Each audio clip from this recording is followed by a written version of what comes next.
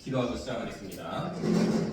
하나님 아버지 감사합니다. 우리 세례반 이제 6번째 마지막 강의를 시작합니다. 하나님께서 인도하여 주셔서 여기까지 강의를 들을 수 있게 해주신 것부터가 은혜임을 고백합니다. 하나님 말씀을 듣고 세례를 받으려는 마음을 가질 수 있게 해주시면 감사드리고, 그 마음이 우리 주신 믿음의 고백이 되어서 하나님께서 또 우리를 특정하여 주신 그 은혜를 경험하며 감사하며 평생 세례받은 교인으로서 살아갈 수 있는 우리 성도님들 될 수 있도록 인도하여 주시옵소서. 이제 한 주간 오늘 교육 마치고 한 주간 동안 세례를 받기 위한 준비를 합니다. 우리의 몸과 마음이 정성스럽게 하나님의 거룩함을 닮아갈 수 있도록 준비된 삶이 될 수 있도록 인도하여 주시옵소서. 마지막 강의까지 주님께서 함께해 주실 줄 믿사오며 우리가 인도하시는 예수님의 이름으로 기도하옵나이다. 아멘. 반갑습니다. 3주 만에 뵈는 거예요.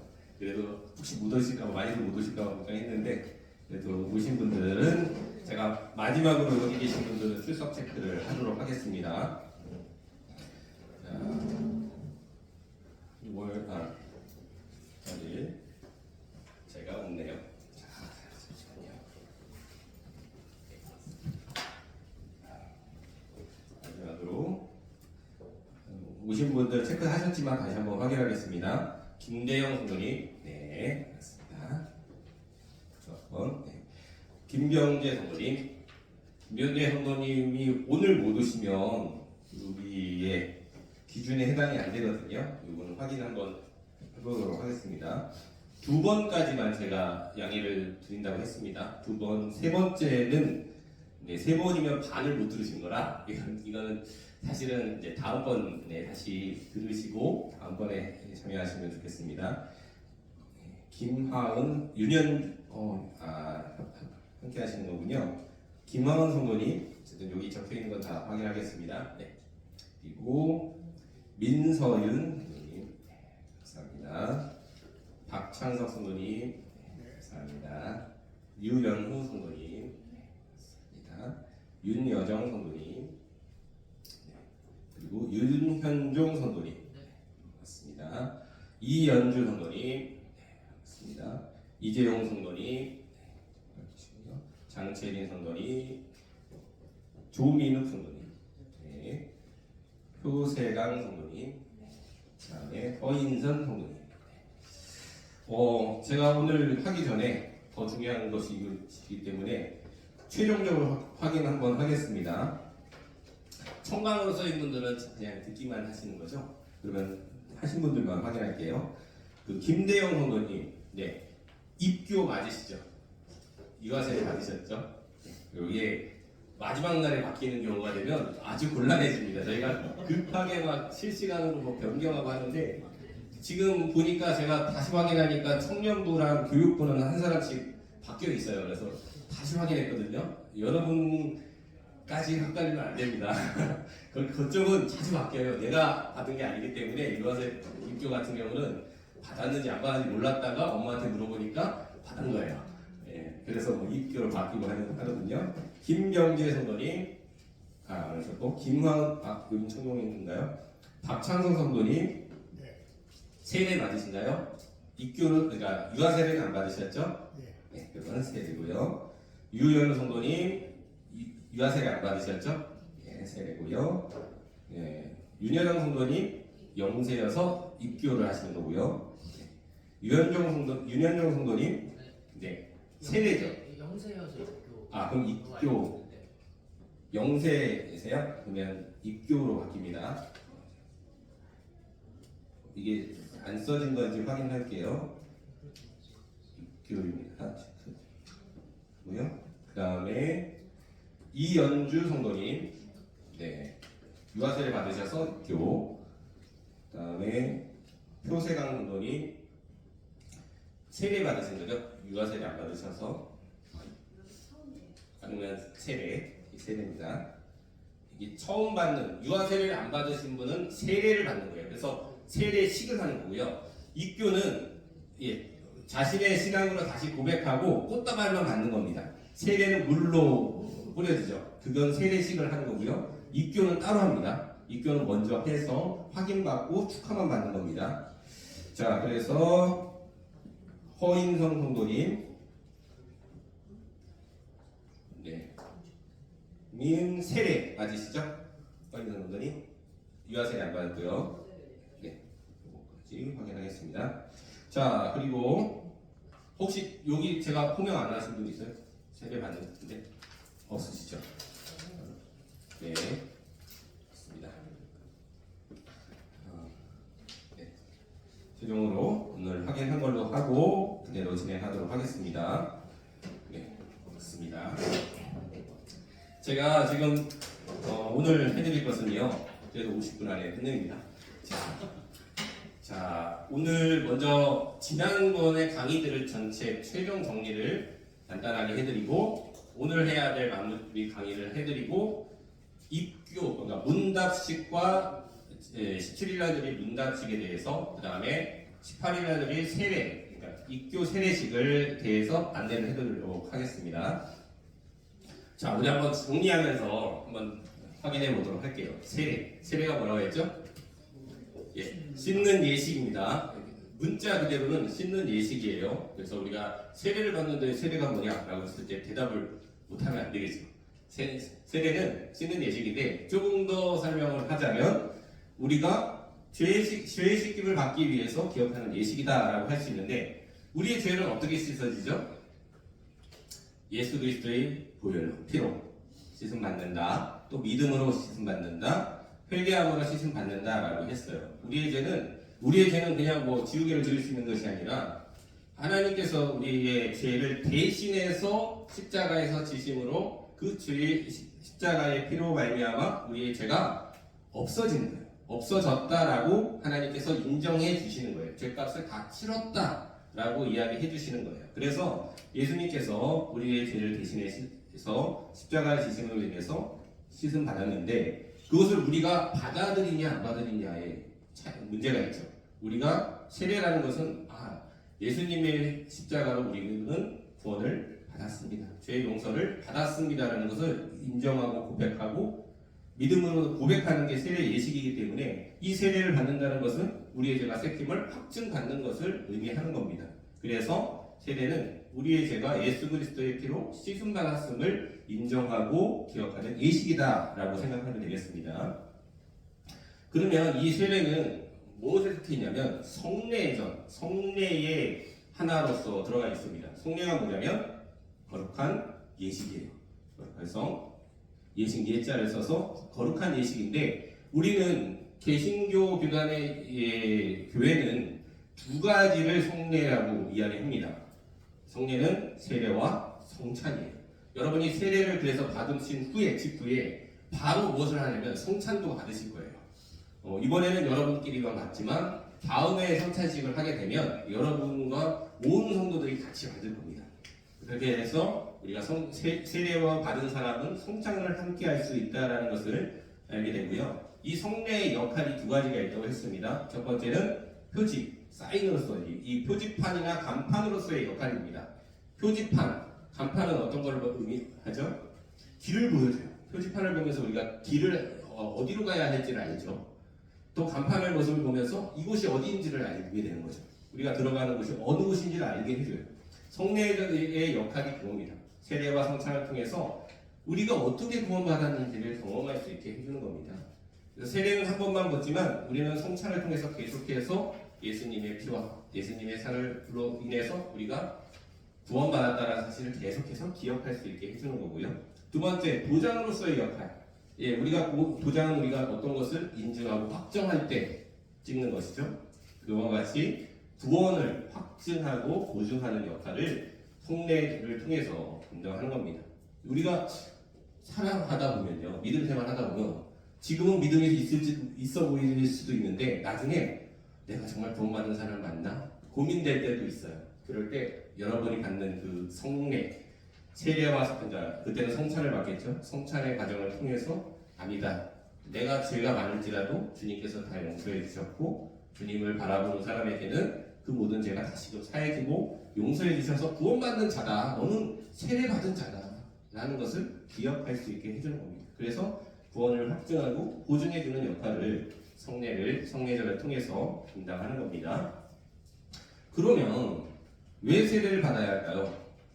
여러 가지 얘기를 했지만 핵심 하나만 말씀을 드립니다. 예수님께서 먼저 오늘 보여주셨기 때문이에요. 예수님께서는 세례를 받을 필요가 없으신데 세례를 받으셨죠. 왜요?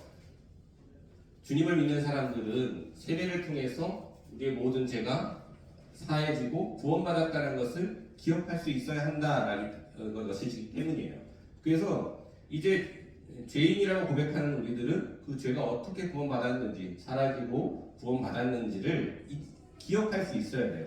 그래서 우리는 세례를 통해서 그것을 기억할 수 있는 장치를 마련해 주신 건데, 더 중요한 것은 예수님께서 그 세례를 받았을 때 일어난 이 사건을 통해서 여러분이 다음 주에 세례를 받으실 때 여러분의 눈에는 보이지 않지만 영적으로 무슨 일이 일어나는지를 확증해서 보여주시는 거예요.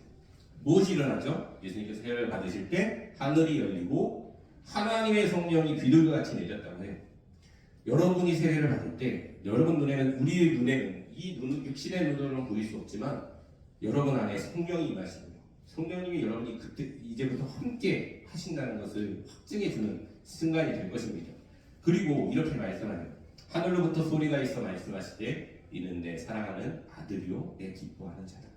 예수님께 하나님 아버지가 말씀해 주셨듯이 여러분이 세례를 받을 때 하나님 아버지는 여러분을 확증해 주실 거예요. 너는 내 사랑하는 아들이다. 너는 내 사랑하는 딸이다.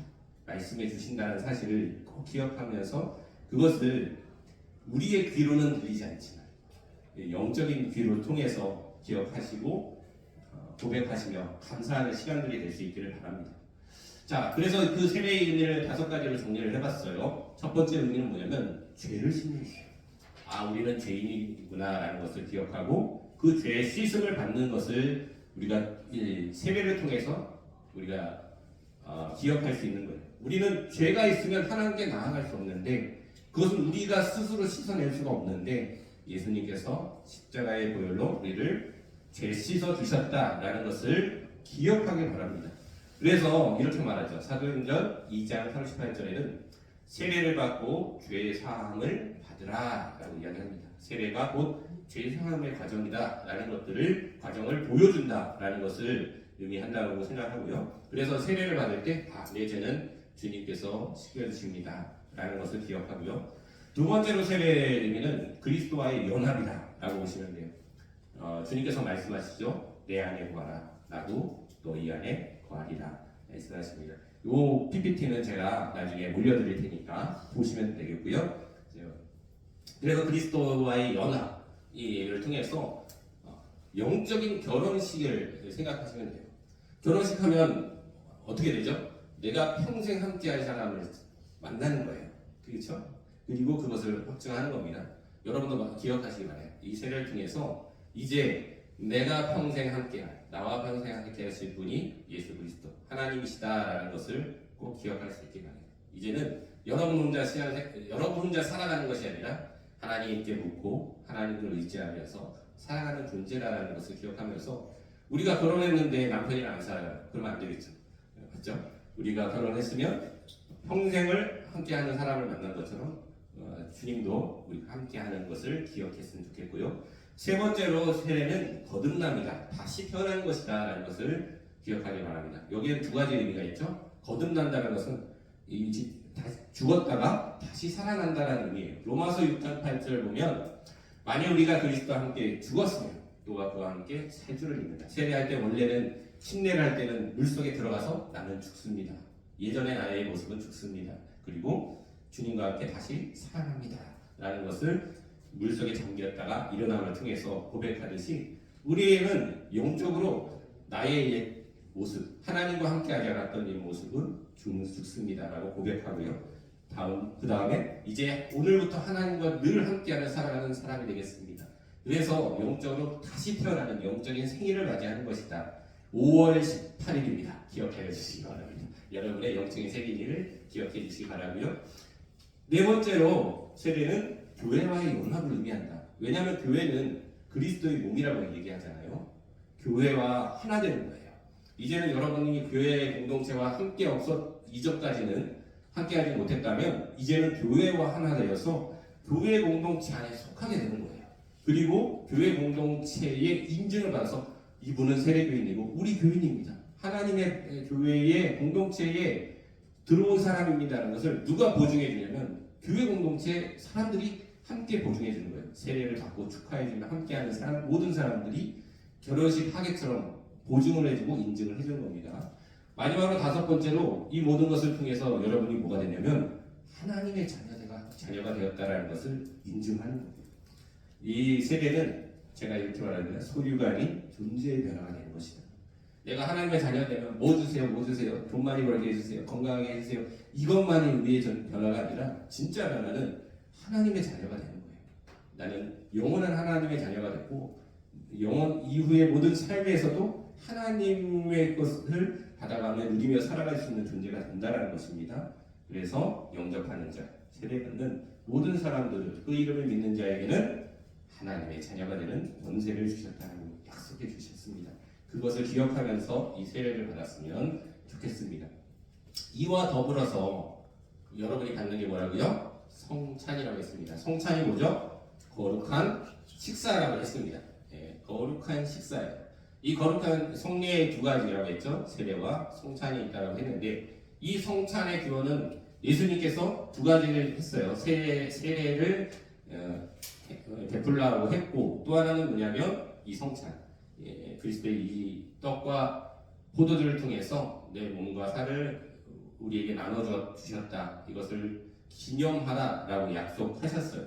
그것이 이제 십자가에 다니시기 전날 밤에 그 마지막 만찬, 최후의 만찬에서 식사하실 때 말씀해 주셨습니다. 그래서 우리는 이것을 매번 기념하면서 우리가 예수 그리스도의 몸과 피로 구원받은 사람이라는 것을 잊을만 하면 기억하게 해주는 거예요. 그래서 성찬을 받을 수 있게 합니다. 의미가 뭡니까? 떡은 예수님의 몸이요, 포도주는 예수님의 피다.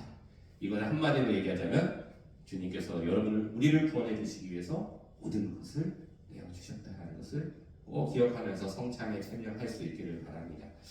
그래서 이 성찬의 의미를 세 가지로 정리하자면 첫 번째, 예수님의 죽으심을 기념하는 거예요. 나를 대신해서 죽어주셨다는 것을 기념하는 겁니다. 이건 과거에 일어난 일이죠. 2000년 전에 일어난 그 십자가의 사건이죠. 이것을 기념하면서 나를 위해서 대신 죽으신 하나님께 감사하는 거죠. 그것은 과거의 의미를 가지고 있습니다. 그러나 두 번째, 이것은 또한 기쁨의 천국잔치를 미리 경험하는 거예요. 여러분은 이 세상에서 살고 있지만 여기서 끝나는 삶이 아니에요. 이제는 영원한 삶으로 나아가는 사람이 되었습니다. 그래서 영원히 살아갈 때 우리가 이 세상의 삶 이후에는 영원히 천국에서 잔치를 벌이듯이 살아가는 그 기쁨의 삶을 살아간다라고 했는데 그것을 지금 당장에는 경험할 수 없지만 맛보기로 경험을 할 수 있게 되는 겁니다. 이것은 미래적 의미가 있죠. 미래의 그런 삶을 기억하는 거예요. 우리가 성찬할 때마다 내가 늘 주님과 함께하고 영원한 삶에서 하나님과 늘 동행하면서 주님과 또 함께 살아간다는 것을 기억하고 또 소망할 수 있도록 해주는 것이죠. 마지막으로 성찬은 과거나 미래 꿈뿐만 아니라 지금 여러분이 살아가는 그 삶에서도 하나님과 함께하는 것을 기억하고 누리면서 살아가는 것입니다. 여러분은 이제 이미 하나님의 자녀가 됐어요. 그렇기 때문에 주님과 함께 살아갑니다. 내가 지금 예수님의 피와 살이 내 몸에 들어온 것처럼 우리가 믿음으로 주님이 나와 함께 하시는 것처럼 현재를 살아가면서 우리가 하나님의 자녀인 것을 인식하면서 살아가겠습니다라는 것을 잊지 않고 살아갈 수 있게 해서 마련한 것이 성찬이기 때문에 이 성찬을 할 때마다 현재 주님이 나와 함께 하십니다. 나는 내 몸은 내 몸이 아니라 주님과 피와 살로 다시금 새롭게 된 몸입니다. 꼭 기억하면서 이 성찬을 맞이했으면 좋겠는데요. 하나만 주의하기 바랍니다. 성찬을 받을 때 이렇게 말씀하세요. 사람이 자기를 살피고 그 후에야 이 떡을 먹고 이 잔을 마실지니 주의 몸을 분별하지 못하고 먹고 마시는 자는 자기의 죄를 먹고 마시는 것이니라. 차라리 안 먹었으면 몰랐지 아무 의미 없이 또 맨날 하는 거니까 그대로 이 성찬을 받으면 안 된다고 말씀하세요. 그래서 여러분이 성찬을 받을 때 나의 죄가 있다면 회개하고 구하고 다시금 하나님 앞에서 나와서 성찬을 받을 수 있기를 바랍니다. 그랬을 때 이 성찬의 의미가 있는 거예요. 물론 우리는 성찬을 카톨릭처럼 이제 화채설로 인정하지는 않지만 기념하는 것이긴 하지만 그렇다고 해서 이 기념을 함부로 해서 되는 것은 아닙니다. 이것을 받을 때마다 하나님, 내가 아직도 내 안에 또 죄를 짓고 살았습니다. 용서해 주세요. 다시금 하나님의 피와 살로 새롭게 됩니다. 하나님 도와주세요. 내가 이제는 그리스도인답게 살아갈 수 있도록 도와주세요라고 고백하며 살아가도록 마련해준 장치가 성찬이기 때문에 여러분도 자신의 몸을 살피면서 이 성찬에 참여하길 바랍니다. 자, 이렇게 살아가는 세례받고 성찬을 받은 사람들이 이제 세례 교인으로서 살아가려면 어떻게 살아가야 하는 건가? 세례만 받고 성찬만 먹으면 되는가? 아니라는 거예요. 이제는 그리스도인으로서 살아가야 되는데 하나님의 몸과 피를 받은 사람으로서 살아가야 된다라고 이야기합니다. 아까 전에 말씀드렸지만 이렇게 고백하죠. 영접하는 자 꼭 그 이름을 믿는 자들에게는 하나님의 자녀가 되는 권세를 주셨다라고 합니다. 여러분은 이제 하나님의 자녀가 되었어요. 이제는 하나님의 자녀가 되었으면 하나님의 자녀답게 살아가는 겁니다. 그렇죠? 그렇게 이제 세례 이후의 삶이 중요한 거예요. 이 세례 받고 감사함으로 하나님의 자녀답게 살아가는 것. 하나님의 자녀는 하나님과 함께합니다. 하나님과 모든 것을 함께하고 하나님을 의지하며 살아가는 것입니다. 꼭 기억해 주시기 바라고요. 또한 하나님께서 세례를 받음으로 이렇게 말씀하세요. 우리도 또한 새 생명 가운데서 행하게 하려 합니다라고 해요. 우리는 이제 세례를 받았으면 다시 거듭났다고 했죠. 예전의 삶이 아니라 새롭게 살아가기 때문에 그 새로운 생명을 받은 사람다운 삶을 살아가야 되는 거예요. 그래서 우리가 세례교인이면 이렇게 살아가는 겁니다. 하나님의 자녀답게 새 생명을 받은 사람처럼 새롭게 살아가는 겁니다. 그래서 우리가 그렇게 살아가야 되는데 그럼 구체적으로 어떻게 살아가야 될까? 한번 보시면 좋겠습니다. 지난번 5강 때 말씀을 드렸어요. 첫 번째, 예배함이 필요합니다. 예배는요, 하나님 아버지를 만나는 거예요. 예배 시간에 여러분 드리죠. 구원받으려고 만난 게 아니라 예배는 이미 여러분은 구원을 받았고요. 그 구원받은 자로서 하나님의 자녀가 되었기 때문에 하나님 아버지 만나기 위한 자리예요. 그래서 하나님께 감사하기도 하고요. 하나님을 찬양하기도 하고 또 하나님께 아뢰을 것이 있으면 기도하기도 하는 것이 예배의 순간입니다. 그래서 예배는 하나님 아버지에 대한 자녀들의 합당한 예의예요. 하나님을 정기적으로 찾아뵙는 것. 아버지로 인정한 자녀들이 하나님 아버지를 만나는 게 당연하죠. 이 사진 보이시죠? 제 사진입니다. 저랑 저희 아버지. 지난 주간에 아버지도 만났어요. 우리 누님들과 펜션에서 만났는데 아들만 봐도 좋아요. 딸만 봐도 좋아요. 너무 반가워하시고 이게 우리가 정기적으로 전화를 드리고 만나고 또 아버지를 뵙는 것은 우리가 자녀된 사람들의 마땅한 예의예요. 그렇죠? 하나님도 마찬가지입니다. 하나님을 믿는다 하면서 1년에 한 번 필요하면 기도하고 이렇게 살아가는 것은 하나님의 자녀가 아니라는 거죠. 그래서 우리는 예배드림이 마땅하고 그것이 오히려 기쁨이 될 수 있어야 하는 것이고요. 두 번째로 말씀입니다. 우리가 말씀을 보고 성장하며 살아가야 돼요. 왜냐하면 말씀에는 하나님의 뜻이 있고요.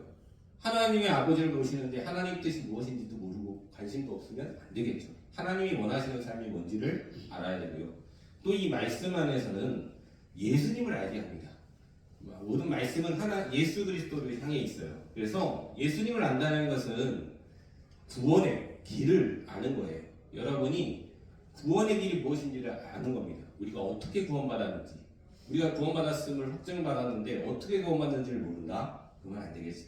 예수님의 삶을 통해서 또 예수님을 예표한 모든 글들을 통해서 여러분이 어떻게 말씀을 통해 구원의 길로 인도함을 받았는지 늘 들어볼 수 있길 바라고요. 또 말씀은요, 그런 구원의 은혜를 경험하는 순간이기도 하지만 또한 이거 우리가 어떻게 살아가야 하는 것이 하나님을 기뻐하게 하는 삶인지를 알게 합니다. 여러분이 어떻게 살아갈까? 오늘 말씀은 내 부모를 공경하라 말씀하시죠. 부모를 공경하는 것이 마땅한 거다라고 하나님이 말씀하시죠. 그런 하나님의 말씀대로 살아가야 되는 거예요. 그렇죠? 그 하나님의 말씀의 뜻이 내가 뭐 예배만 드리러 온다면 부모님 안 만나도 돼? 부모님 공경 안 해도 돼? 아니, 부모님 공경을 반드시 하는 것이 부모 하나님을 사랑하는 거나 마찬가지다라고 말씀하시죠. 그렇다면 그 말씀대로 살아야겠죠. 그 말씀을 알기 때문에 들어봐야 그런 신앙생활길로 나갈 수 있는 겁니다. 그래서 여러분이 이제 세례인이 됐다면 조금 더 말씀에 또 가까이 하시고 하나님 말씀대로 살아보려고 노력할 수 있길 바랍니다. 그리고 세 번째로 기도해야 돼요. 여러분은 기도해야 됩니다. 기도는요 하나님과의 대화예요. 하나님과 대화하는 겁니다. 우리 아버지라는 거는 뭐 인정을 했지만 아버지가 대화를 안 해요. 말도 안 되죠. 하나님과의 만남, 대화의 시간을 주기적으로 가지면서 하나님께 아뢰고 먼저는 하나님의 뜻을 아는 게 기도의 역할입니다. 하나님께서 무엇을 말씀하시는지 들어보고 또 내 뜻도 하나님께 아뢰 수 있도록. 그런데 기도를 어떻게 해야 될지는 잘 모르겠어요 하시는 분이 있다면 제가 이제 지난번에 말씀드렸죠. 쉬운 게 손가락 기도다. 5가지 기억했으면 좋겠어요. 순서도 중요합니다. 첫 번째 뭐라고요? 하나님. 우리가 기도하는 대상이 누군지를 정확하게 다른 분이 아니죠. 공자님이 아니고 부처님이 아니고 하나님이시다 라는 것을 먼저 고백하는 하나님 아버지라고 얘기하고요. 두 번째 감사해요. 감사의 고백을 하는 거예요. 처음부터 도와주세요만 나오시는 분들이 계세요. 필요한 게 뭐예요? 돈 좀 드세요. 아니, 정말로 우리에게 필요한 것은 먼저 하나님을 만났으면 하나님께 우리에게 이미 주신 은혜에 대해 감사할 줄 알아야 되죠. 그런 분들을 하나님은 기뻐하시고요. 먼저 감사했으면 또 무엇을 해야 돼요? 우리가 잘못한 게 있으면 그 문제를 풀어야죠. 내가 맨날 우리 자녀가 사고를 치고 나서 아빠 용돈 주세요. 말도 안 되죠. 관계가 회복이 돼야죠. 하나님, 제가 이렇게 살아가지 못한 것에 대해서 죄송해요. 용서해 주세요를 먼저 고백해야 되고요. 그 다음에 여러분에게 필요한 부분들이 있으면 하나님 도와주세요라고 기도하는 거고요. 마지막은 예수님의 이름으로 기도합니다. 예수님께서 내 이름으로 기도하는 모든 것을 하나님께서 응답해 주신다라고 말씀해 주십니다. 그래서 간단하게 기도하려면 하나님 아버지, 오늘 세례를 받을 수 있도록 내 마음을 허락해 주시고 또 은혜를 주셔서 십자가에서 구원해 주셔서 감사합니다. 그러나 아직 내 삶이 하나님의 자녀다운 삶이 못 돼서 죄송합니다. 내가 하나님의 자녀답게 살아갈 수 있도록 힘과 능력을 더해 주세요. 또 주님을 더 알아갈 수 있도록 도와주세요. 예수님의 이름으로 기도합니다. 이렇게 하면 정말 하나님이 기뻐하시는 기도의 과정이 될 수 있을 겁니다. 여러분도 기억하시고 혹시 내가 4번만 계속 하고 있지 않나 아니면 또 2번만 할 수도 있어요. 그런데 모든 것이 균형 있게 기도할 수 있는 여러분의 삶이 됐으면 좋겠습니다. 그리고 오늘은 2가지를 더 말씀을 드리려고 해요. 이 영적인 성장, 하나님의 자녀로서 자라가기 위해서 필요한 2가지를 더 말씀을 드리면 이 4번째는 헌금에 대해서 말씀을 드리려 합니다. 헌금 왜 하는 거지? 라고 생각하는 분들이 있어서 헌금에 대해서 말씀을 드리면 헌금은요 신앙에 있어서 굉장히 중요한 척도입니다. 그 헌금의 가장 큰 목적은요 일단은 여러분에게 있어요. 인생의 우선순위를 정하는 것에 있습니다. 여러분의 인생의 우선순위가 무엇입니까? 하나님이 되어야 되는데 말은 그렇게 하지만 실제로 그렇지 않은 경우가 있어요. 오늘 1쪽의 페이지의 모습 내용을 보면요 이런 게 있어요. 돈에는 소위 유사 전능성이 있습니다라고 합니다. 전능성이 아니라 유사한 전능성이 있다라고 얘기해요. 이게 발터 베냐민이라는 이제 독일 출신의 이제 유대계 철학자가 말한 건데요. 돈은 사람에게 유사 전능성을 부여한다라고 합니다. 하나님은 전능하신 분이에요. 모든 것을 하실 수 있는 분이세요. 근데 우리에게 그런 비슷한 것이 느껴지는 게 있어요. 돈이에요. 돈은 유사 전능성이 있습니다. 뭐냐면 돈만 있으면 모든 게 다 될 것 같아 보여요. 그렇게 세상은 말합니다. 그래서 돈이 최고다라고 얘기하고 돈을 얻기 위해서 수단과 방법을 가리지 않고 살아가는 경우가 있어요. 어쩌면 그리스도인들 중에서도 하나님보다 돈을 더 우선시하고 살아가는 사람들이 있어요. 이 헌금은 뭐 하냐면요. 단순히 돈을 바치는 게 아니고요. 이 돈이 하나님 아래에 있습니다라는 것을 인정하는 거예요. 여러분 그 의미를 꼭 기억할 수 있길 바라요. 물질을 우리가 헌금을 할 때 그냥 하나님께 돈 드립니다. 뭐 교회를 위해서 돈 냅니다. 이게 아니라 내가 하나님보다 돈을 우선시하지 않겠습니다라는 것을 고백했으면 좋겠어요. 그러면 하나님 믿는 사람은 돈을 널리만 해야 되나? 라는 질문이 있죠. 아니, 그렇지 않아요. 돈은요, 가치 중립적인 거예요. 돈은 우리가 거룩하게 쓰면 얼마든지 거룩하게 귀하게 사용할 수 있는 거고요. 또 나쁘게 쓰면 얼마든지 나쁘게 쓸 수 있는 거예요. 이런 예화 많이 들어보셨겠지만 칼이라는 것도 가치 중립적이죠. 의사에게 가면 생명을 살리는 도구가 될 수 있지만 도둑, 강도에게 들려지면 이거 사람을 죽이는 도구가 될 수 있어요. 돈도 마찬가지입니다. 여러분이 어떻게 사용하느냐에 따라서 생명을 살리는 데 필요한 도구가 될 수도 있는가 하면 여러분에게 참된 기쁨을 누릴 수 있는 도구가 될 수 있는가 하면 어쩌면 여러분을 영을 잡아먹는 그런 존재가 될 수도 있습니다. 그것을 잊지 않기 위해서 우리는 헌금을 합니다. 그래서 여러분이 돈을 생각할 때마다 헌금을 드리고 이 돈에 대한 가치를 생각할 때마다 내가 돈에 대해서 열심히 버십시오. 최선을 다해 보십시오. 그러나 그것을 하나님보다 위에 두지 않고 다른 사람들을 위해서 선하게 사용하겠습니다라는 것을 잊지 않아요. 매주 잊지 않으면서 살아갔으면 좋겠습니다. 그리고 또 하나 제가 말씀드리고 싶은 것은 하나님은 돈이 필요 없는 분이세요. 하나님을 위해서 바치기는 하지만 하나님께서 돈이 필요하셔서 하나님께 돈을 드리는 건 아닙니다. 사실 돈은 이제 교회가 필요하죠. 교회가 봉사하고 성금하고 뭐 선교하고 또 어려운 이웃들을 돕기 위해서 봉사합니다.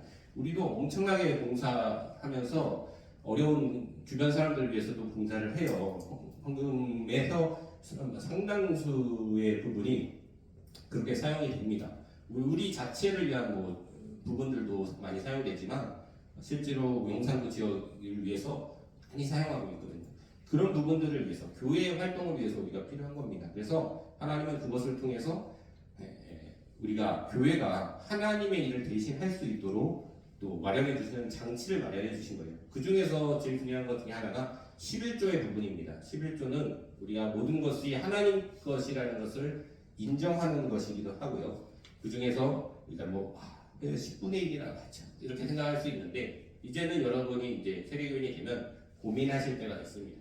우리가 모든 것 이제 내가 내 거의 10분의 1을 하나님께 바치는 게 아니고요. 11조는 하나님께서 모든 것을 주셨는데 그것을 사용할 수 있도록 인도해 주셨지만 그 중에 그 모든 것들을 하나님의 것임을 인정하는 것을 우리가 확증하기 위해서 이 11조의 부분들을 가르칩니다. 그래서 하나님 11조에 대해서는 성경에서도 말씀하고 있고요. 너희에게 11조를 하나님께 드려서 가난한 이웃을 위해서 또 여러 가지 방법으로 사용하라라고 말씀하시거든요. 이 부분을 한번 생각해 보시고 또 헌금하는 과정에 있어서도 고민을 한번 해볼 수 있기를 바라고요. 네. 또 하나 우리가 여러분에게 필요한 것은 지금 당장에 필요한 것은 아니에요. 헌금 이 부분도 그렇지만 봉사는 특히 여러분이 지금 당장에 물론 하실 분들도 있겠지만 봉사에 대한 부분이 지금 당장에 필요한 건 아니지만 여러분이 언젠가 이제 성장하면 영적으로 어른의 과정이 되면 봉사라는 것들을 해야 될 하나님이 원하시는 부분들이 있습니다. 은혜를 받은 사람은 그 은혜를 나누고 전하는 삶을 살아가야 돼요. 여러분이 아이들일 때는 지금 괜찮아요. 여러분이 도움을 받습니다. 여러분이 이 세례반도 도움을 받고요. 이 세례반 이후에도 성습반, 은사반도 다 도움을 받고 교회에서도 도움을 받고 살아갈 겁니다. 그러나 여러분이 이제 성장하게 되면 어른이 되면 어른은 아이들, 연약한 사람들을 돕는 사람들이 되어야 돼요. 그렇죠? 내 자녀들을 위해서 내가 헌신할 수 있어야 되죠. 그런 것 같이 여러분도 성장하게 되면 어려운 사람들을 위해서 또 교회에서 또 서로를 위해서 봉사하는 것이 필요하다라는 것을 꼭 기억을 했으면 좋겠습니다. 그래서 그거는 이제 사실 이제 집사직분을 받고 나서부터 생각해도 충분합니다. 그러기 위해서 여러분이 성숙반을 거치고 또 은사반에 여러분이 가진 은사가 무엇인지 생각해보고 그 은사를 오늘 말씀처럼 은사를 받은 대로 하나님의 여러 가지 은혜를 받은 선한 청지기로 서로 봉사하며 살아가는 것, 그것이 하나님이 원하시는 길이다라는 것을 꼭 기억하면서 여러분이 가진 달란트, 여러분에게 주신 하나님의 달란트가 무엇인지 생각하고 내가 무엇을 위해서 서로 섬기는지. 우리 교회에 100개가 넘는 팀이 있습니다. 그 중에서 한 절반 정도가 봉사 팀인데요. 의료봉사 같은 건 해외의 어려운 분들까지도 또 작년에도 캄보디아 가서 봉사도 했고요. 안경을 맞춰주는 역할도 하고요. 어려운 용산의 독거노인 분들에게 반찬 나눠주는 반찬 만들기 팀, 반찬 배달팀도 있고요. 해피하우스 어려운 분들 가정에 집을 고쳐주기도 하고요. 무려 부재사역팀, 장애인분들이 자립할 수 있도록 도와주는 사역도 있고요. 엄청나게 많습니다. 여러분이 할 수 있는 많은 봉사들이 사역들이 있어요. 또 재능 나눔팀은 고아원이나 이런 아이들을 학습을 도우는 여러 가지 역할들도 하고 또 다양한 일도 합니다. 그 외에도 수많은 역할들이 있어요. 교회를 위해서 또 그 교회 바쁠 사람들을 위해서. 그런 역할들은 세상에 나가서 여러분이 봉사로 교회라는 이름으로 봉사할 수 있도록 도와주는데요. 그 역할들이 나중에 그 역할들을 어떤 일들을 감당할지 고민해보면서 여러분이 그렇게 살아갈 수 있기를 바랍니다. 이런 일들을 할 때 여러분에게만, 그러니까 이것을 봉사할 때 더 중요한 것은 여러분 자신이 성장해요. 더욱더 성장하면서 여러분이 점점 더 영적으로 성장해 간다, 하나님께 가까워 간다라는 것을 꼭 기억할 수 있기를 바랍니다. 그래서 오늘 본문의 내용은 이렇게 정리를 하고 말씀을 드리고요. 이 세례를 받은 사람들에게는 권리가 있습니다. 세례 교인의 권리가 세 가지가 있는데요. 첫 번째가 뭐죠? 성찬에 참여할 수 있어요. 여러분이 이제 성찬에 참여한다는 것은 하나님 예수 그리스도의 피와 살로 살아가는 사람들 안에 속했다라는 거예요. 예수님의 식탁 공동체 안에 포함된다라는 것을 꼭 기억하면서 이 성찬에 참여할 수 있기를 바랍니다. 가족은 식사를 같이 하는 사람이에요. 식구예요. 그래서 식사를 예수님의 그 마련한 제정의 식탁에 우리가 함께 한다. 그럼으로써 예수님의 하나님의 자녀로서 살아간다는 거 꼭 기억했으면 좋겠고요. 두 번째로 공동의회에 참여할 수 있습니다. 이 공동의회가 뭐냐면 교회가 한 사람으로서 결정하면서 살아가는 것이 아니라 교회의 모든 중요한 문제들을 함께 의논합니다. 그거에 대해서 의사결정을 여러분이 표명할 수 있고요. 회의에 참석할 수 있고 그것의 의사를 또 낼 수가 있습니다. 이런 회의에 참석할 수 있다라는 것과 세 번째, 선거권과 피선거권이 있습니다. 여러분이 교회를 제대로 섬기기 위해서 이게 직분을 정하는데 직분자를 세우는데요. 항존직자로 권사님, 장로님, 안수집사님 이런 분들을 세웁니다. 집사라고 불리는 이 서리집사님은 우리가 1년직으로 하는 거고요. 항존직은 한 번 세우면 평생 우리 장로로서, 권사로서, 안수집사로서 교회를 위해서 헌신합니다. 이런 분들을 뽑을 수 있는 선거권이 주어집니다. 여러분이 보시고 그런 사람들을 뽑을 수 있고요. 또 하나, 여러분도 그런 대상이 될 수 있습니다. 여러분이 나중에 집사직분을 받고 나면 안수집사님이 될 수 있고요. 또 장로님도 될 수 있고요. 권사님도 될 수 있습니다. 그런 대상이 여러분도 된다. 세례교인 기준으로 가능하다라는 것을 꼭 기억했으면 좋겠습니다. 그리고 세례를 받기 전에 우리가 두 가지 정도 여기 나와 있는데 두 가지만 생각했으면 좋겠습니다. 첫 번째, 세례를 받기 전에 두 가지를 이번 한 주간 묵상했으면 좋겠어요. 하나님 앞에 나는 누구고요? 내가 해야 할 고백은 무엇인가? 라는 거예요. 그것은 한마디로 말하면 나는 죄인입니다. 이걸 꼭 기억해요. 우리는 하나님의 도움 없이는 살 수 없는 존재입니다. 라는 것을 꼭 기억하고 하길 바라고요. 죄인이라는 것은 나는 죽을 사람이야 이게 아니라 정말로 하나님의 도움이 필요한 존재라는 것을 기억하고요. 이것만 기억하면 안 돼요. 그러나 우리는 누구입니까? 예수님의 십자가로 인해서 나는 하나님의 자녀가 되었습니다. 이 죄를 덮어주시고 가려주시는 예수님의 십자가로 인해서 나는 하나님의 자녀가 되었습니다. 그러므로 나는 하나님의 자녀답게 살아갈 수 있는 존재입니다. 라는 것을 꼭 기억하면서 여러분 세례를 받을 수 있길 바랍니다. 이번 주에 내가 기억하는 것은 나는 죄인입니다. 그리고 나는 하나님의 자녀입니다. 라는 것을 꼭 기억하길 바라고요. 마지막에 결론 내용들을 쭉 보시기만 하면 될 것 같아요. 거의 다 말씀드렸기 때문에 세례는 복음의 예식입니다. 우리가 구원에 대한 것을 인정하는 예식이고요. 두 번째로 영적인 결혼식이다. 나와 평생을 함께하실 하나님을 고백하면서 살아가는 것이고요. 세 번째로 영적인 장례식이자 생일잔치다. 나는 죽고 주님과 함께 다시 살아가는 날이다. 시작하는 날이다. 라는 것을 기억하고요. 부활의 축제입니다. 주님께서 부활하셨듯이 나도 세례를 통해서 새롭게 부활하며 부활의 사람으로서 살아가는 것이고요. 여섯 번째, 하나님의 자녀가 되는 날입니다. 고적 신고하는 날입니다. 이제 진짜 하나님의 자녀입니다라는 걸 확증하는 거예요. 이전부터 하나님께서는 이미 여러분을 사랑하시지만 이제 확증하는 날입니다. 마지막으로 임명식입니다. 이제는 하나님의 일꾼으로서 하나님의 백성으로서 하나님의 사명, 세상에서 여러분도 서로 사랑하면서 살아가기로 하는 하나님의 사명대로 살아가는 것임을 이 세례를 통해서 기억할 수 있기를 바랍니다. 오늘 강의 요걸 마치고요. 이제부터 해야 될 것이 있습니다. 시간이 조금 지났는데, 자, 두 가지입니다. 문답식입니다. 그러면 문답식은 뭐냐? 세례를 받기 전에 전날에 문답식을 한다고 했죠. 문답식은 묻고 답하는 거예요. 물문에 답할 답이죠. 문답하는 예식입니다. 왜 이것을 하느냐? 세례를 교육은 받았지만 나는 잘 모르겠어요. 내가 왜 구원받는지도 모르겠고 나는 아직도 구원받았는지도 모르겠어요. 라고 말하면 안 되겠죠. 여러분이 배웠던 것들을 고백할 수 있는 시간들이 필요합니다. 그래서 5월 17일 4시 반까지입니다. 시간 약속 꼭 지켜주세요. 저번에 유아세례 했을 때 1분 전에 도착하셔서 땀을 흘리면서 세례를 받으신 분이 계세요.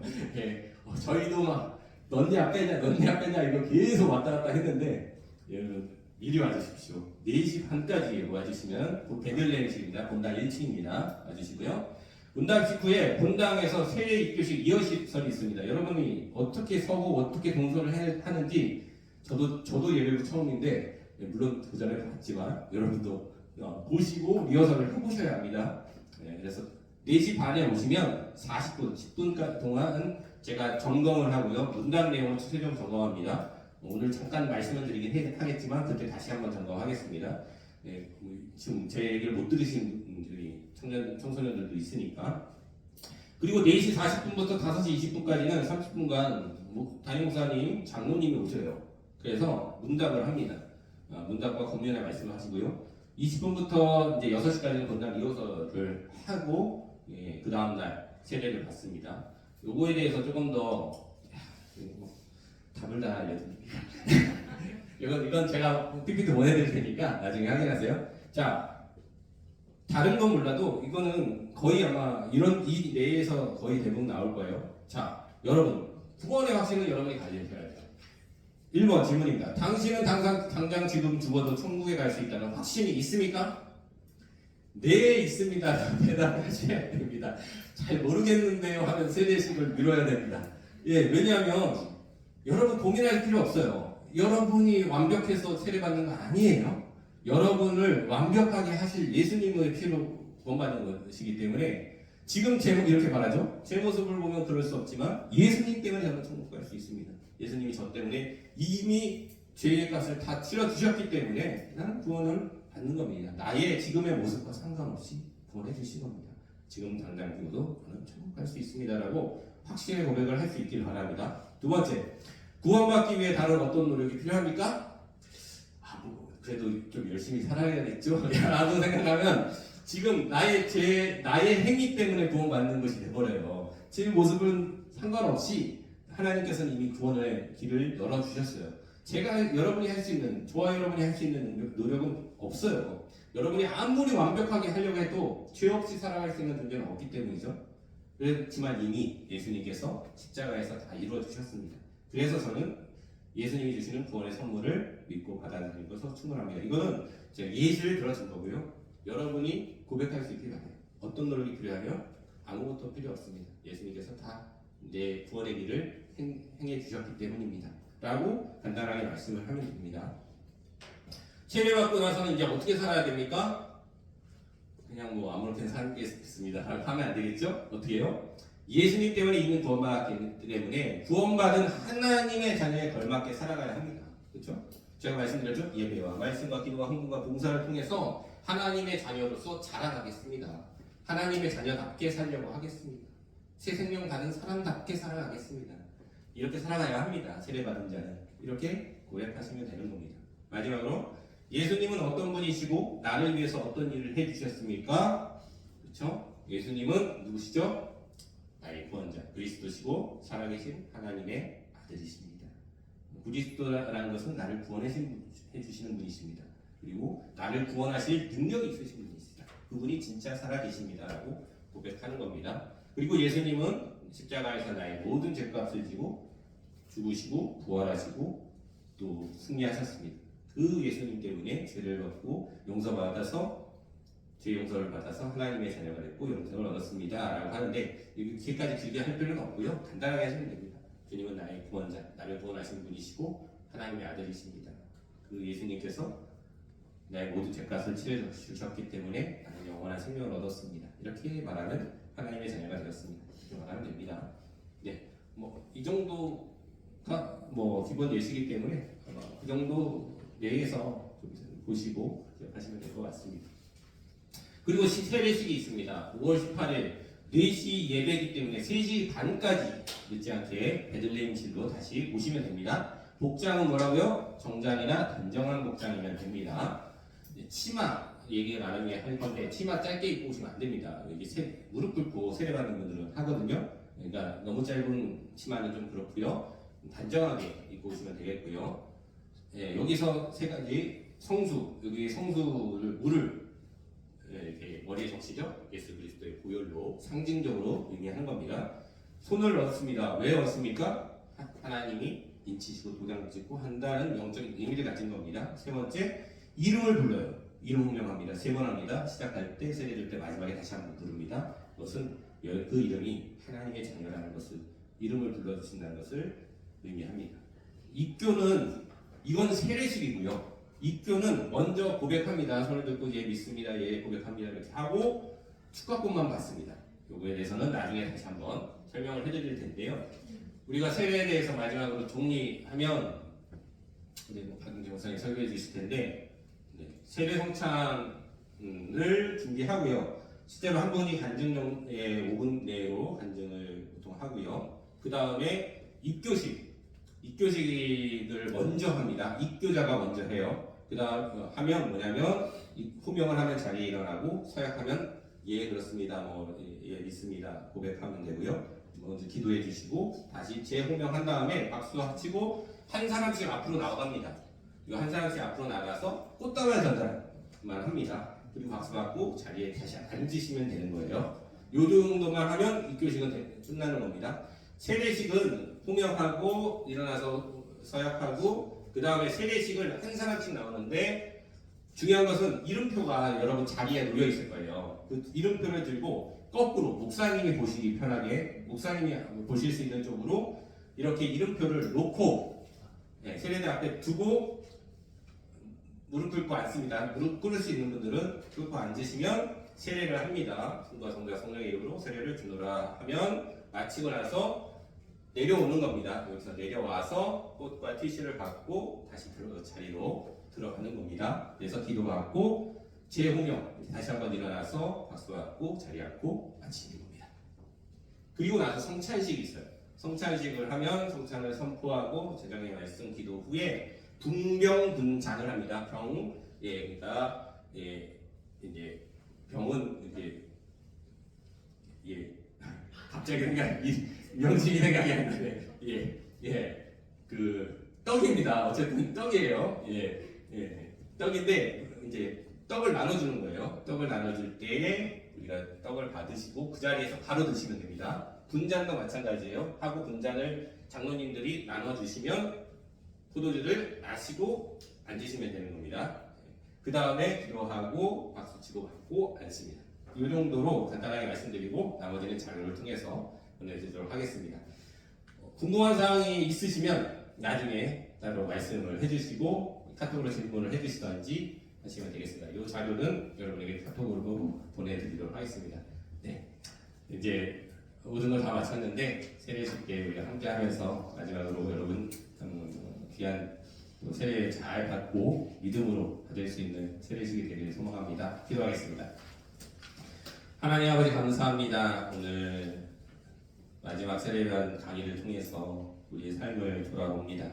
네, 아직도 세례를 받을 준비가 좀 덜 되었다면 하나님 이 한 주간 동안에 기도하면서 내가 세례 교인으로서 살아갈 수 있도록 하나님 세례 받을 수 있도록 하나님께서 또 인도해 주시고 거룩한 삶의 모습으로 나아갈 수 있도록 인도하여 주시옵소서. 우리의 힘으로 하는 것이 아니라 하나님께서 인도해 주시는 것이오니 우리가 믿음으로 감사함으로 이 세례를 받고 세례 교인답게 살아갈 수 있도록 인도하여 주시옵소서. 감사드리며 우리를 세례의 자리로 불러주시고 구원해 주신 예수 그리스도의 이름으로 기도하옵나이다. 아멘.